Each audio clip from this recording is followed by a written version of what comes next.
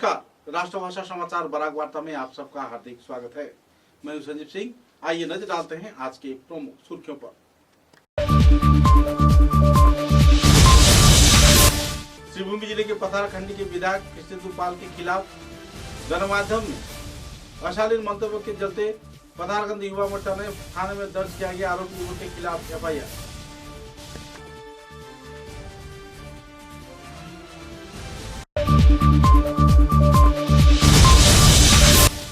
Scissor के फाटक बाजार क्षेत्र में अवैध शराब विक्रेताओं के खिलाफ पुलिस प्रशासन की छापा, 50 लाख रुपए की विदेशी शराब जब्त, गिरफ्तार 3 सरबराहकारी।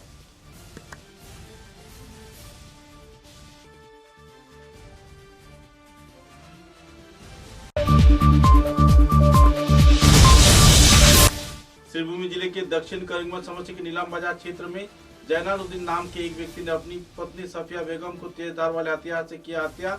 पुलिस प्रशासन के किया आत्मसमर्पण।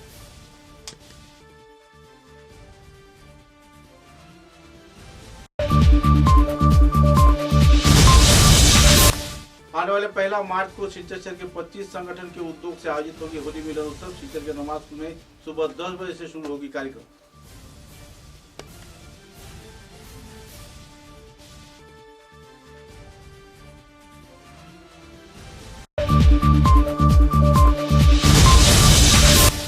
आने वाले 28 फरवरी शनिवार से सिलचर के इंडिया क्लब के मैदान में शुरू हो रहा है मिथुन होड़ स्मृति तीसरे विभागीय क्रिकेट प्रतियोगिता।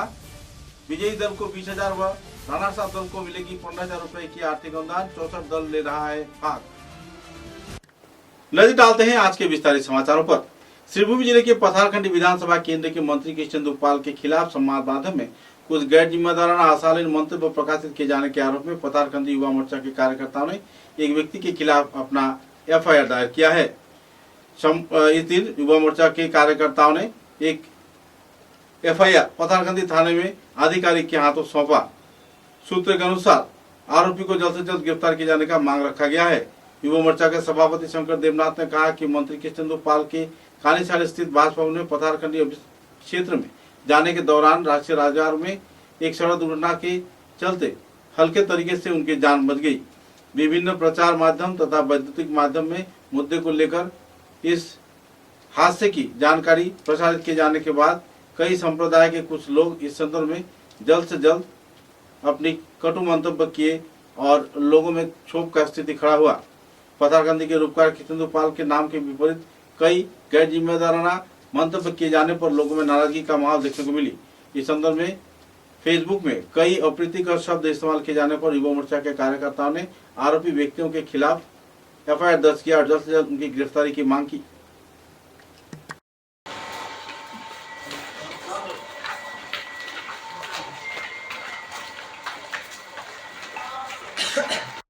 তো আমরা আজকে দুটো এফআইআর করেছি পথারকান্দি থানায় এসে। এই দুটো এফআইআর সঠিক তদন্ত করে তাদেরকে আইনের আওতায় অতি সত্বর আনা হোক, এটাই আমাদের যুব মোর্চা থেকে দাবি। ভারত মাতা কি জয়, ভারত মাতা কি জয়, ভারত মাতা কি জয়। বিলালউদ্দিন নামক এক ব্যক্তি যার ফেসবুক পেজ রয়েছে জিম ব্লগ নামে, ওই ব্যক্তি আমাদের দেশের যশস্বী প্রধানমন্ত্রী, আর ওনার নামে বিভিন্ন কটূক্তিকর বিভিন্ন খারাপ এআই দ্বারা ভিডিও, তাছাড়াও আরও বিভিন্ন খারাপ মন্তব্য করছে ফেসবুক মাধ্যমে। আমরা বিগত দিন থেকে এইসব দেখে আজকে সহ্যর বাইরে চলে এসেছে। আমরা দেখতে পাই ঘন্টার পর ঘন্টা ওর ফেসবুক পেজে ভিডিও আসতেই থাকে। আর শুধু আমাদের যা দেশের ভালো নেতা, যে দেশের কাজে নিজেকে 24 ঘন্টা নিয়োজিত করছে, এরকম ব্যক্তিদেরকে টার্গেট করছে। আর এইসব দেখে আজ আমরা ভারতীয় জনতা যুব মোর্চা পাথারকান্দি মণ্ডলের পক্ষ থেকে আমরা সবাইকে নিয়ে আজকে পাথারকান্দি থানার দ্বারস্থ হলাম। আর আমরা তার একটা সুবিচার এবং যাতে এই ব্যক্তিদেরকে আমরা জানি সম্ভবত চেন্নাইতে থেকে এই পাথারকান্দির বিষয় নিয়ে ওনারা এরকম আলোচনা করে থাকে। আমরা পাথারকান্দি অফিসার ইনচার্জের কাছে একটা দাবি জানাই যে ওনারা চেন্নাই থেকে হলেও ওনাদেরকে তুলে নিয়ে আসা হোক, ওনাদেরকে যাতে সঠিক একটা ব্যবস্থা করা হয়, যাতে আগামীতে এরকম না হয়। আর তাছাড়াও একটা বিশেষ রয়েছে যে কিছুদিন আগে আমাদের পাথারকান্দির অত্যন্ত দুঃখের সাথে বলা যাচ্ছে পাথারকান্দির রূপকার আমাদের মাননীয় বিধায়ক তথা মন্ত্রী শ্রীযুক্ত কৃষ্ণেন্দু পাল, উনি ওনার বাসা থেকে আমাদের পাথারকান্দি মণ্ডল অফিসের জন্য রওনা দিয়েছিলেন। একটা ট্রাক, একটা লরি, মাটি বোঝাই লরি ওনার গাড়িতে ধাক্কা দেওয়ার চেষ্টা চালায়, কিন্তু দেখা যায় ওনার কনভয়ের গাড়িতে সম্ভবত লেগেছে, কিন্তু ওনার প্রাণটা বেড়েছে। মা কামাখ্যার আশীর্বাদে ওনার প্রাণটা বেঁচে গিয়েছে। উনি উদার মনের মানুষ। উনি তখনই এই ড্রাইভারকে সাইডে করে গাড়িতে শোয়ার ওনাকে বলে যে তুমি শো। কিন্তু ওই ব্যক্তির এই এটা নিউজ পত্রে আমরা দেখেছি, বিভিন্ন নিউজের মাধ্যমে প্রকাশিত হয়েছিল। ওই নিউজের মাধ্যমে প্রকাশিত হওয়ার পর কিছু সাম্প্রদায়িক একটা সম্প্রদায়ের কিছু ব্যক্তিরা এসে বিভিন্ন ধরনের কটূক্তিকর, ওনার মরার মতো মরল না কেন বলে এরকম বলে বিভিন্ন ধরনের কটূক্তি করে। তৎসঙ্গে একটা ব্যক্তি আমরা দেখতে পেরেছি just miss try please next time এরকম বলে কমেন্ট করেছে। আমাদের মতামত, আমরা মনে করি যে ওই ব্যক্তির দ্বারাই পরিকল্পিত এই অ্যাক্সিডেন্টটা হতে পারে। আমাদের বিশ্বাস, আমরা চাই যে এটা সঠিক তদন্ত হোক, আর তদন্তের মাধ্যমে এটার কিভাবে ঘটলো, কি হয় তা তদন্ত আমরা চাই। তৎসঙ্গে এই যে এরকম ঘটনা যাতে আগামীতে না ঘটে এবং আমরা মন্ত্রীর সুরক্ষাও বিভিন্নভাবে পরিচালনা করা হোক, এটা আমরা চাই ভারতীয় জনতা যুব মোর্চার পক্ষ থেকে। ভারতের যশস্বী প্রধানমন্ত্রী শ্রী নরেন্দ্র মোদীজির ব্যাপারে কিছু মানে বাজে কিছু মন্তব্য দেখতে পাওয়া যায় ফেসবুকের মাধ্যমে। বিলাল নামে একটি ছেলে, যার ফেসবুকে পেজ রয়েছে জিম ব্লগস। তো সেই ব্যাপারেই আমরা আজকে এখানে জড়ো হয়ে এসেছি পাথারকান্দি থানাতে একটি এফআইআর দেওয়ার জন্য। তার সাথে আপনারা কিছু মানুষ হয়তো দেখেছেন যে কিছুদিন আগে আমাদের মাননীয় বিধায়ক তথা আসামের মাননীয় মন্ত্রী শ্রী কৃষ্ণেন্দু পাল মহাশয় নিজের সমষ্টির জন্য রওনা হয়েছিলেন। তখন একটা অঘটন হতে হয় নাই, তো একটা অ্যাক্সিডেন্টের মতোই ওনার কনভয়ের উপর একটা মাটি বোঝাই ট্রাক একটা এসে উঠে যাওয়ার ছিল। তো সব কিছু ঠিক আছে, ওইটা আমরা নিউজের মধ্যেই দেখেছি যে কারণটা কি ছিল অ্যাক্সিডেন্ট হওয়ার। ওই যে ড্রাইভারটা রাতেবেলা হয়তো ঘুমায় নাই, ওটার ঘুম এসে গেছিলো, তাই এই কারণটা অ্যাক্সিডেন্টটা হওয়ার ছিল। কিন্তু ওইটা ছাড়া ফেসবুকের মাধ্যমে যখন এই নিউজটা কাস্টিং হয়, তখন দেখা যায় যে ওইটাতে একটা কিছু কমেন্ট, অনেক বাজে কমেন্ট, যেটা আমাদের আমরা বলতে পারবো না, যেটা আমাদের অনেক মনে লেগেছে। কারণ ওনাকে আমরা দাদা নিজের পরিবারের মতো মানি। তো পরিবারের মানুষের উপর যদি কেউ এইভাবে বাজে কমেন্ট করে, তাহলে 100 বার আমাদের মনে অনেক দুঃখ লাগার এটা কারণ হয়ে যায়। তো তাই আমরা এই জিনিসটা সহ্য করতে না পেরে আমরা এসে পাথারকান্দি থানাতে এই ব্যাপারেও একটা এফআইআর করেছি যে এই ধরনের যাতে আর কোনো কমেন্ট আমাদের মাননীয় মন্ত্রীর ব্যাপারে যাতে সোশ্যাল মিডিয়াতে না আসে, যেটাতে আমাদের সেন্টিমেন্ট হার্ট হয়। তো ওইটা যাতে সবার মাথায় থাকে, সেই জন্য আমি সবাইকে অনুরোধ করব। আর সাথে আমি আমাদের শ্রীভূমির এসপি মহোদয়াকে আমি রিকোয়েস্ট করব যাতে এই ব্যাপারটা নিয়ে অল্প উনি যাচাই করেন, অল্প যাতে অ্যাকশন হয়। আর ওইটাই বলবো। ধন্যবাদ। खुफिया सूचना के आधार पर कछार जिले के अवैध नशा जातीय द्रव्य के खिलाफ पुलिस प्रशासन अपना अभियान चलाते हुए 50 लाख रुपए की शराब जब्त किया है। सिंचर के फाटक बाजार क्षेत्र से खुफिया सूचना के आधार पर NL01AB 5741 नंबर के एक ट्रक से तलाशी के दौरान 222 कार्टून विदेशी शराब जब्त किया गया और इस सरबराह के कार्यक्रम में सलमान अहमद, इमरान हुसैन तथा मुन्ना अस्कर नाम के 3 व्यक्ति को पुलिस प्रशासन ने गिरफ्तार किया है। प्रतिवेशी राज्य मेघालय से कई क्षेत्र में पैसे देकर यह शराब सिलचर लाया गया था।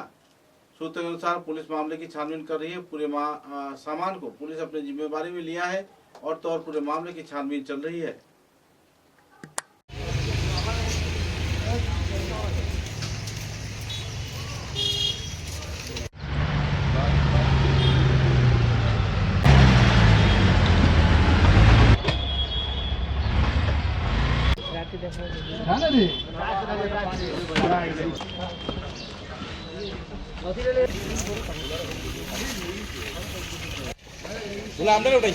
না না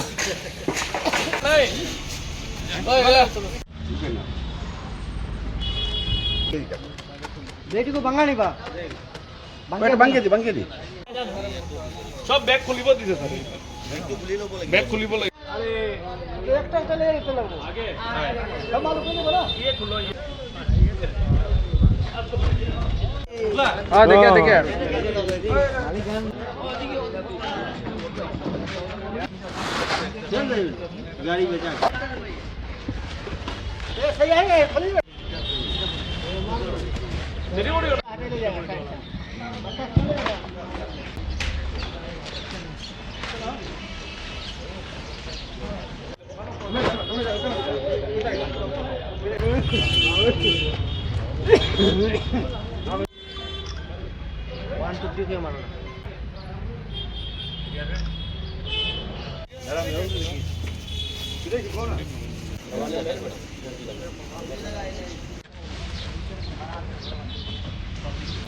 फोटो देखा हमारे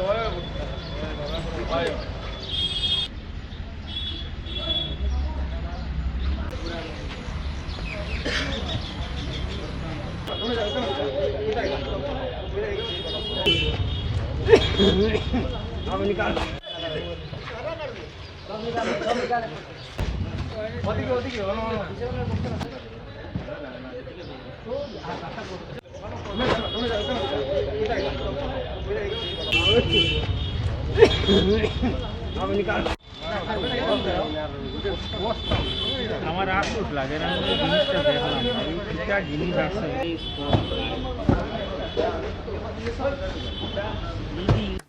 श्रीभूमि जिले के दक्षिण करीमगंज समस्ती के नीलाम बाजार क्षेत्र में जयनाल उद्दीन नाम के एक व्यक्ति ने अपनी पत्नी सफिया बेगम को तेज धार वाले हथियार से मारकर हत्या कर दिया। तत्पश्चात नीलाम बाजार थाने में जाकर अपना आत्मसमर्पण किया। पारिवारिक रंजिश के चलते हत्याकांड होने की जानकारी मिली है, लेकिन इधर परिवार के बच्चों के बीच भी दुखद माहौल छाई हुई है। किस लिए यह व्यक्ति जयनाल उद्दीन अपनी पत्नी को मारा, इस संदर्भ में कोई जानकारी नहीं है, लेकिन पारिवारिक रंजिश तथा दूसरे कई दबाव के चलते इस हत्याकांड को अंजाम दिया गया है। मानसिक तौर पर असंतुलन हालात में जिंदगी जी रहे जयनाल उद्दीन इस वारदात के बाद खुद को पुलिस के हवाले कर दिया। बहरहाल पूरे परिवार में दुखद माहौल है। बच्चों के बीच काफी उदासीन माहौल इन दिनों देखने को मिल रही है। लोग काफी नाराज हैं और तो और पुलिस मामले की छानबीन कर अपराधी को गिरफ्तार किया है और कानूनी कार्रवाई भी की जा रही है।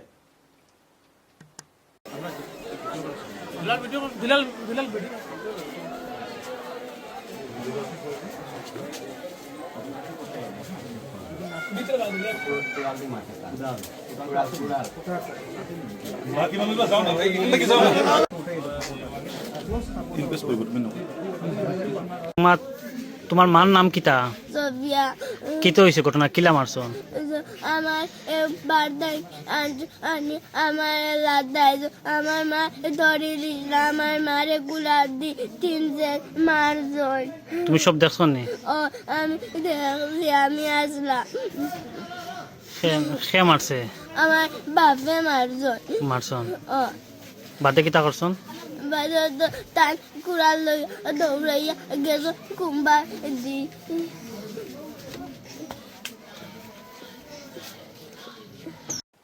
समाचारों में लेते हैं एक छोटा सा विराम। চা এর জগতে এক অনবদ্য নাম রোজকান্দি চা।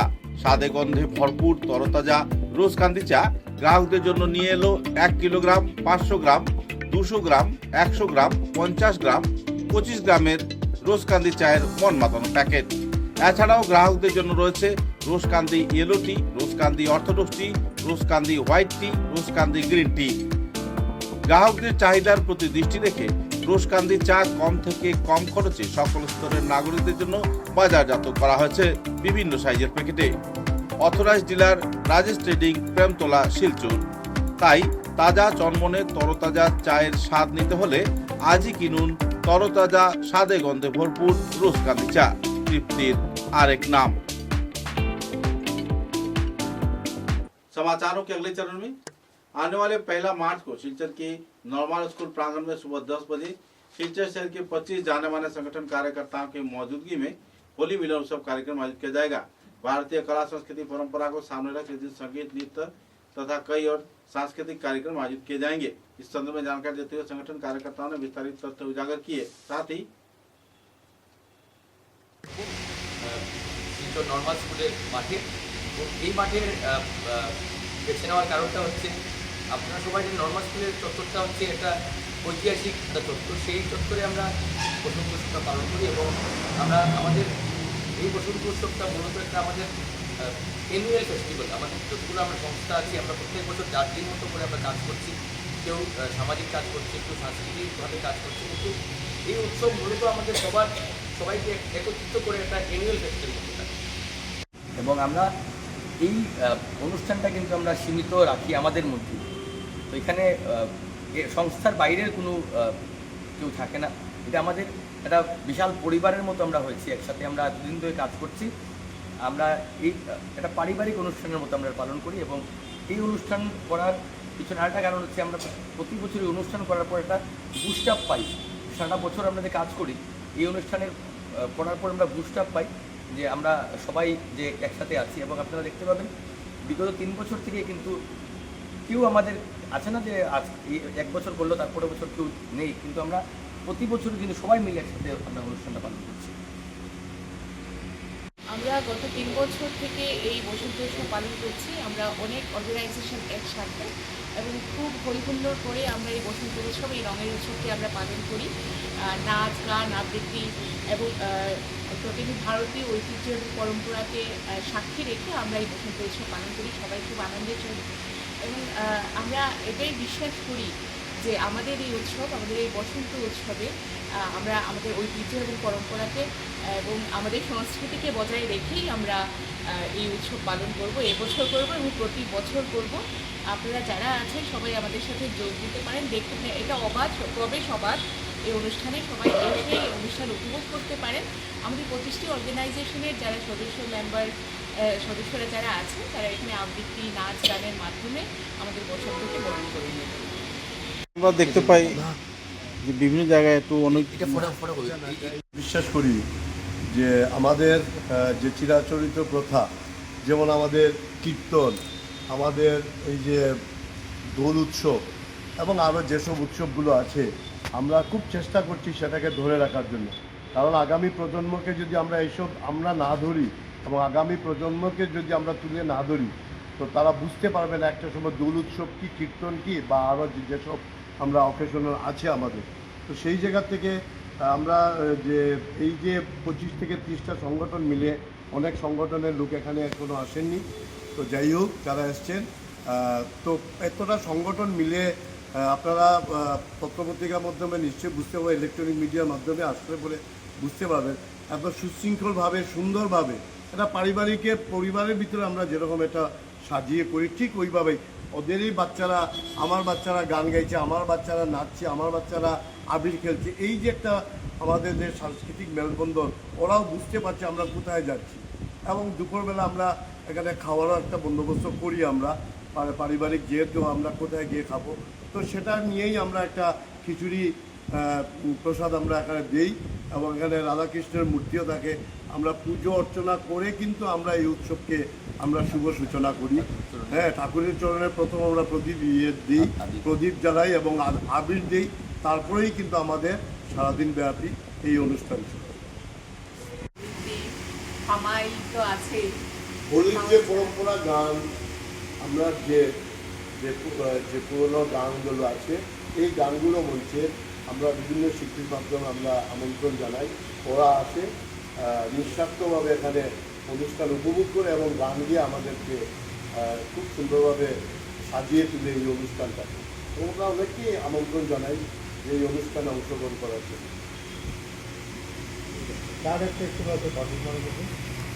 आने वाले 28 फरवरी से सिलचर के जिला क्रीड़ा संस्थान के मैदान में स्वर्गीय मृदुल होड़ स्मृति तीसरे विभागीय प्राइज मानी सी डिवीजन क्रिकेट प्रतियोगिता शुरू किया जा रहा है। विजयी दल को 20,000 तथा रनर्स अप दल को 15,000 रुपए की आर्थिक अनुदान मिलेगा।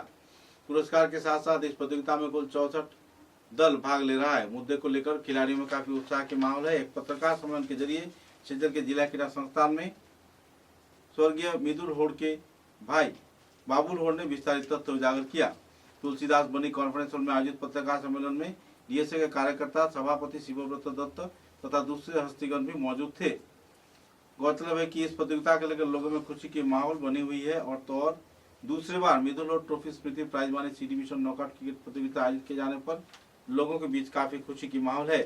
गौरतलब है कि सी डिवीजन क्रिकेट यानी तीसरे विभागीय क्रिकेट प्रतियोगिता में इस बार कुल 64 दल अंशग्रहण कर रहा है और इसमें नॉकआउट पर्याय में प्रतियोगिता आयोजित की जाएगी।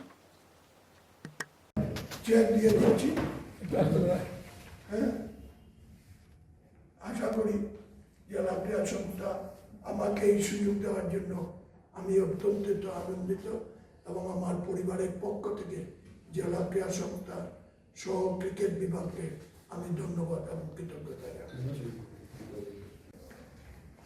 ফ্রেন্ডস, আমরা 28 তারিখে শুরু করতে যাচ্ছি আমাদের 3rd division cricket knockout tournament, knockout tournament. এটা Midul Prize money champion rupees 25,000 with the trophy as runner up 15,000, man of the series 2,000, man of the match final 1,000, best batsman 2,000, best bowler 2,000 with trophies.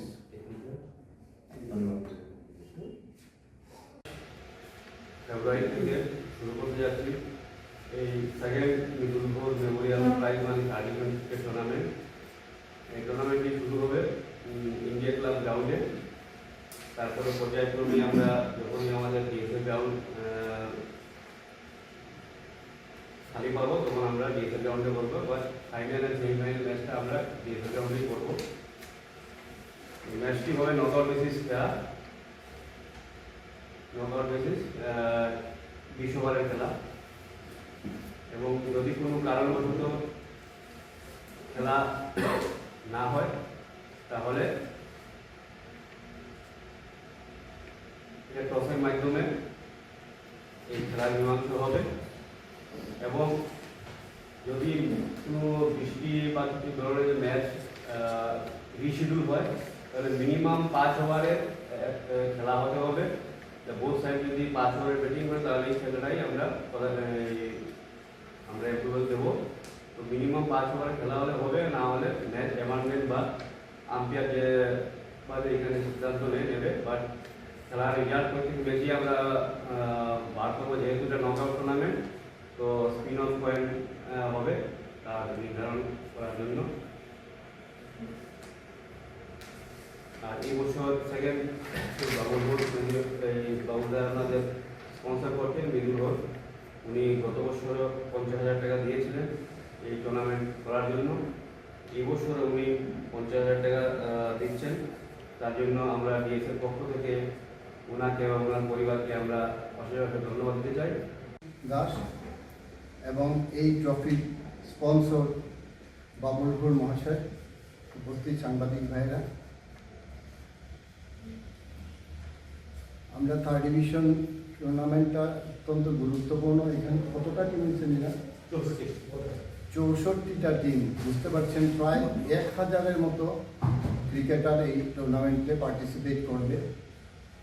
কাজে এত বড় একটা tournament যেখানে এত player রয়েছে আমাদের এই উপত্যকা, এই শহরে, বোঝা যায় যে 3rd ডিভিশন ক্রিকেট টুর্নামেন্ট দেখে 1000 ক্রিকেটার থেকে অনেক ভালো প্রতিভা আমরা আশা করতেই পারি।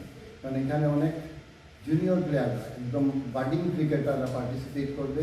এরকম একটা গুরুত্বপূর্ণ টুর্নামেন্ট স্পন্সর করতে গিয়েছেন আমাদের সদ্য সাবেক সভাপতি জেলা ক্রীড়া সংস্থা বাবুল ঘোষ মহাশয়, ওনার ভাই মিদুল ঘোষের নামে। উনি এবারে করছেন এটা 3 নম্বর,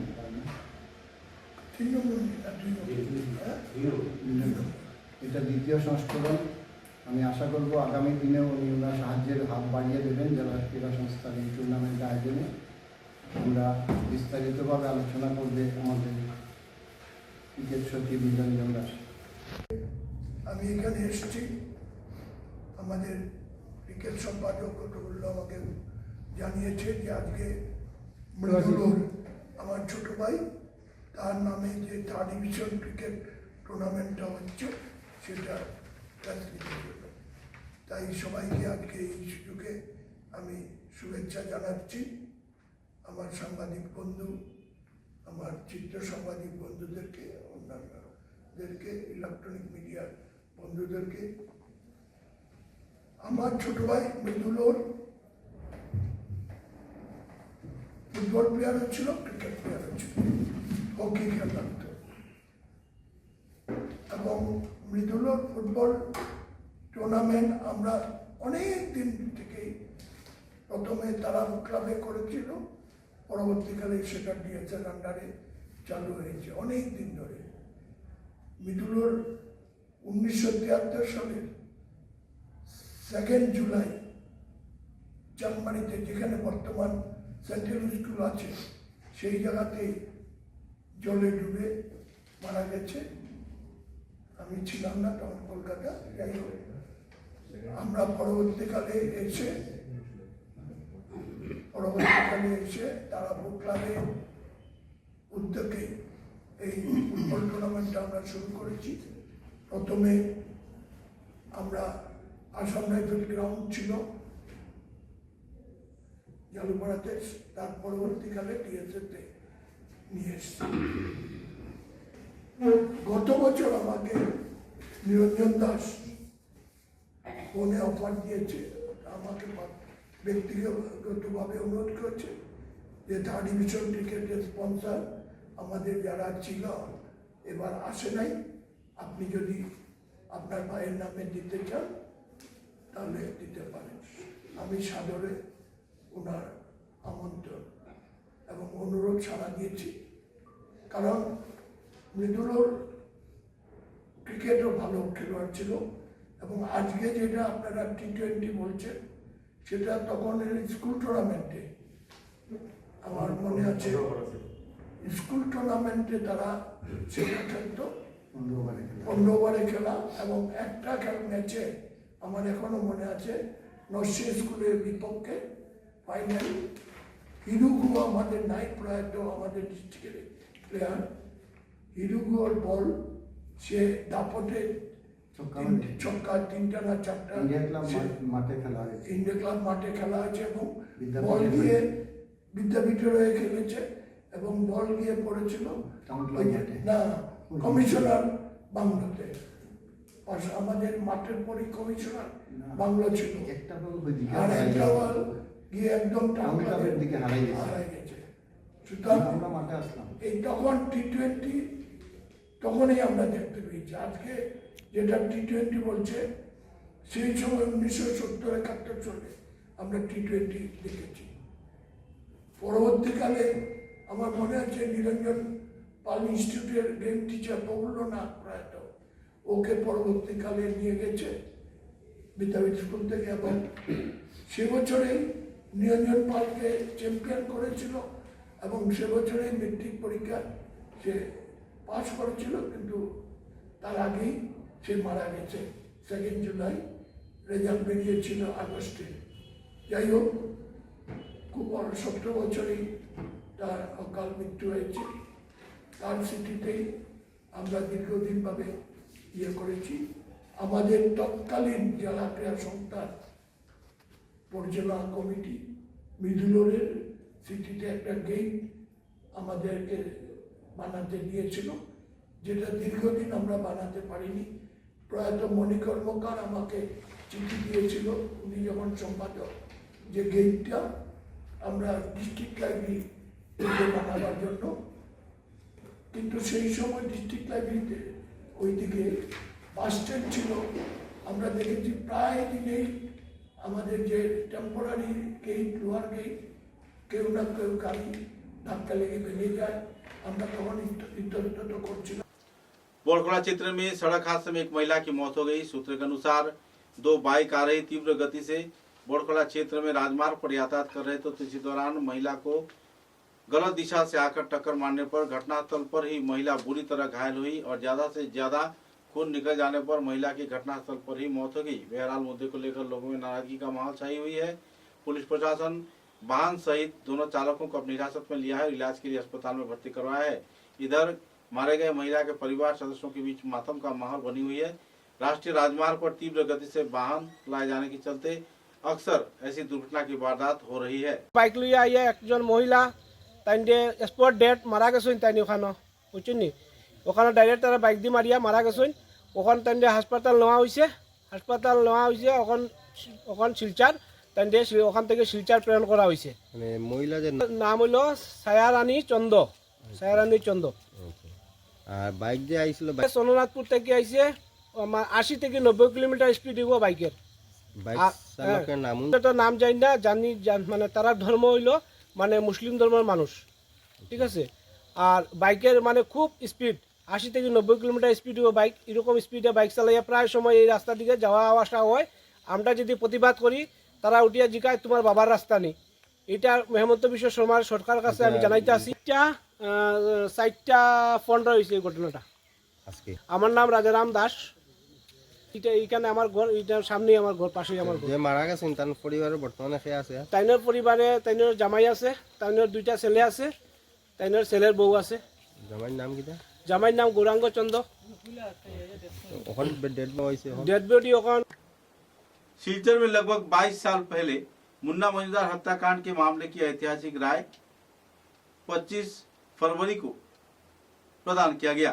मुन्ना मजूमदार हत्या के आरोप में आरोपी धनराज सुराना को आजीवन कारावास तथा रतन देवनाथ को आजीवन कारावास व रिंकू दास को भी आजीवन कारावास का निर्देश दिया गया है। साथ ही जुर्माने के तौर पर 20,000 रुपए लगाई गई है। विचार व्यवस्था के लंबे तानाखींची के बाद आखिरकार 25 फरवरी को मुन्ना मजूमदार हत्याकांड को लेकर ऐतिहासिक राय प्रदान किया गया।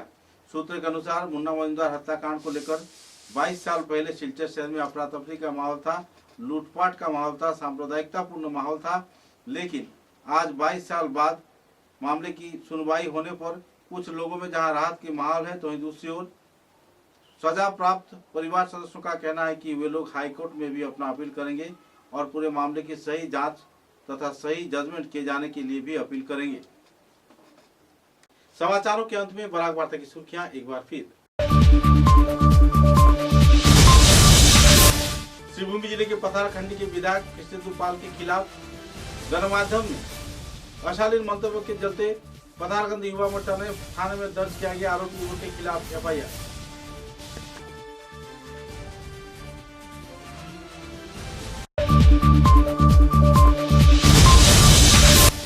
सिलचर के फाटक बाजार क्षेत्र में अवैध शराब विक्रेताओं के खिलाफ पुलिस प्रशासन की छापा, 50 लाख रुपए की विदेशी शराब जब्त, गिरफ्तार 3 सरबराहकारी।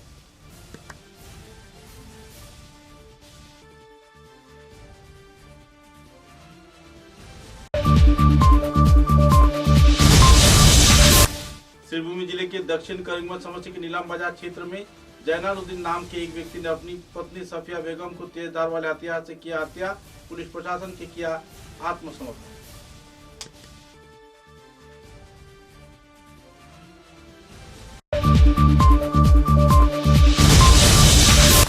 आने वाले 1 मार्च को सिलचर शहर के 25 संगठन के उद्योग से आयोजित होगी होली मिलन उत्सव। सिलचर के नमाज में सुबह 10 बजे से शुरू होगी कार्यक्रम।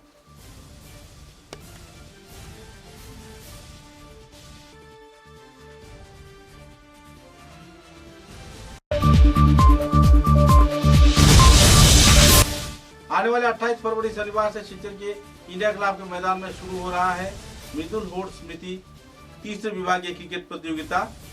विजयी दल को 20,000 व रनर्स अप दल को मिलेगी 15,000 रुपए की आर्थिक अनुदान। 64 दल ले रहा है भाग। अब तक की बराक वार्ता में बस इतना ही। नमस्कार।